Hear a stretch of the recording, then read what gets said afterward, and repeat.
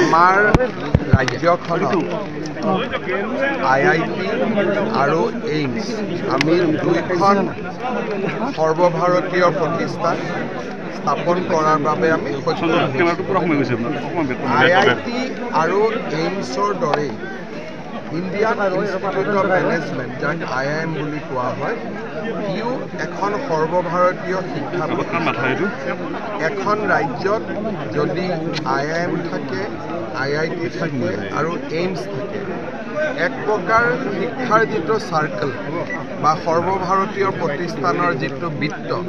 সেইটো সম্পূৰ্ণ হয়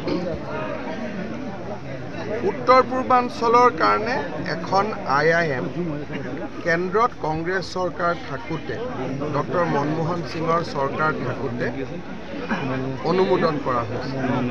সেই সময়ত ৰাজ্য চৰকাৰে যথেষ্ট প্ৰচেষ্টা চলাইছিল যে IIMখন অসমত দিব লাগে কিন্তু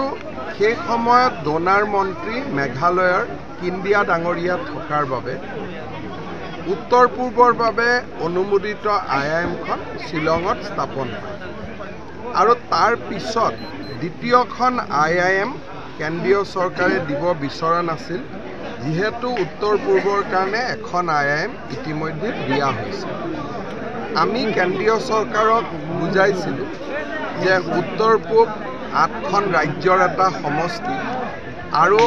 অসমৰ যিটো ভূগোল আৰু অসমৰ যিটো জনসংখ্যা তাক উত্তৰ পূৰ্বৰ আন ৰাজ্যসমূহৰ সৈতে মিলোৱাটো উচিত নহয় আমাক সুকীয়াকৈ চাব লাগে কেন্দ্ৰৰ চৰকাৰৰ বিশেষকৈ NDA-2 এই চৰকাৰখনৰ শেষৰ ফালে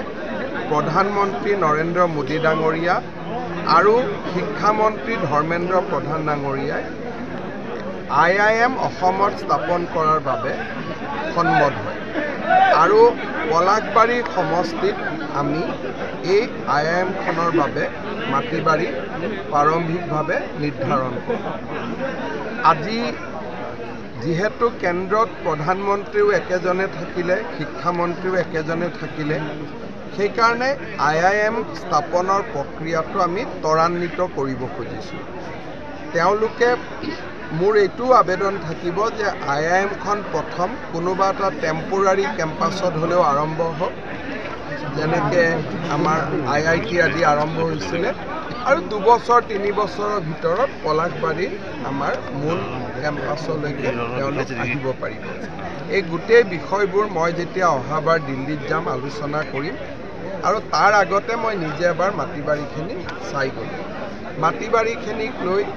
যদি এইখিনি মাটিয়ে আমি চূড়ান্ত বুলি ধৰিছোঁ ৰাভা হাছঙৰ লগতো মই আলোচনা কৰি ল'ম তেওঁলোকেও সিদ্ধান্তিকভাৱে কোনো আপত্তি নাই বুলি কৈছে খালি অলপ নিয়ম নীতি মানাৰ কথা কৈছে সেইখিনিও আমি মানিব লাগিব আৰু ৰাইজৰো সহযোগিতা আমাক লাগিব ইয়াত আজি ৰাইজৰ যিমান উপস্থিতি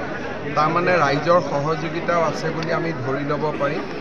নেশ্যনেল হাইৱেৰ পৰা এই মাটিলৈ এই গাঁওখনৰ দীঘলকুছি গাঁৱলৈ আৰু এখন মাৰভিটা গাঁৱলৈ দীঘলকুছি আৰু মাৰভিটা গাঁৱলৈ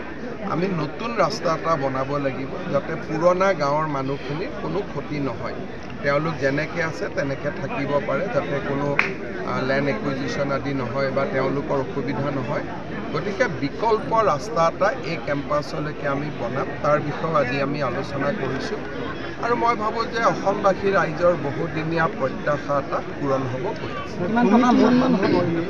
ইয়াতে অনুমানিকভাৱে চব এনেকুৱা এখন অনুষ্ঠান পাতিব গ'লে 1000 কোটি টকাটোতো ইনিচিয়েল বাজেট হয় বছৰে বছৰে IIMত পুঁজি আহি থাকে নতুন কোৰ্চ আহি থাকে কিন্তু যোৱা 3-4 বছৰত যিমান নতুন IIM হৈছে এইমছতো 1200 কোটি IIMতো 1000 কোটি এই ধৰণৰ বাজেট কিন্তু এই বাজেটবিলাক ফিক্স নাথাকে এইকাৰণে নতুন কোৰ্চ খুলিলে নতুন ডিপাৰ্টমেণ্ট খুলিলে পৰিসৰবোৰ বাঢ়ি বাঢ়ি গৈ থাকে আৰু ইয়াত ৰাজ্য চৰকাৰৰ কাম হ'ল আমি ৰাস্তাখিনি বনাই দিব লাগিব আৰু কেতিয়াবা বাউণ্ডৰী ৱালটো আমি কৰি দিয়াটো বিচাৰে যদিও এই ক্ষেত্ৰত এতিয়ালৈকে আমাক কোৱা নাই যদি বাউণ্ডৰী ৱালটো আমাক দি দিব পাৰে আমি বাউণ্ডৰী ৱালটো দিব লাগিব কিন্তু মাটিটো আমি বিনা পইচাত কেন্দ্ৰীয় চৰকাৰক দিব লাগিব মাটিটোলৈকে অহা ৰাস্তাটো আমি বনাই দিব লাগিব আৰু ইলেক্ট্ৰিচিটি আমি কেম্পাছলৈকে আনিব বৰ্তমান আমাৰ ইয়াত মাটি 532 বিঘা আছে 574 অলমোষ্ট 600 বিঘা কিছুমান জেগাত IIM 600 বিঘাত হৈছে কিছুমান জেগাত 300 বিঘাত হৈছে কিছুমান জেগাত 450 বিঘাতো হৈছে গতিকে তেওঁলোকৰ ইঞ্জিনিয়াৰিং টিম আহি যিমানখিনি মাটি লাগে কিন্তু আমি এটা আলোচনা কৰিছোঁ এখন নতুন ইনষ্টিটিউশ্যন আছে school of planning and architecture গুজৰাটত আছে SPA বুলি কয় যোনে আৰ্বান প্লেনিং কৰে এই স্কুল অফ প্লেনিং আৰু আৰ্কিটেক্সাৰখনকো এই মাটিতে আমি ধৰি ৰাখিব খুজিছোঁ যাতে এখন বিদ্যানগৰ টাইপ এটা কেম্পাছ হয় গতিকে IIMক যিখিনি মাটি লাগে সেইখিনি দিয়াৰ পিছত অতিৰিক্ত মাটিত কেন্দ্ৰীয় চৰকাৰৰ পৰা ভৱিষ্যতে আহিবলগীয়া শিক্ষানুষ্ঠানসমূহ আমি ইয়াতে স্থাপন কৰিব বিচাৰিম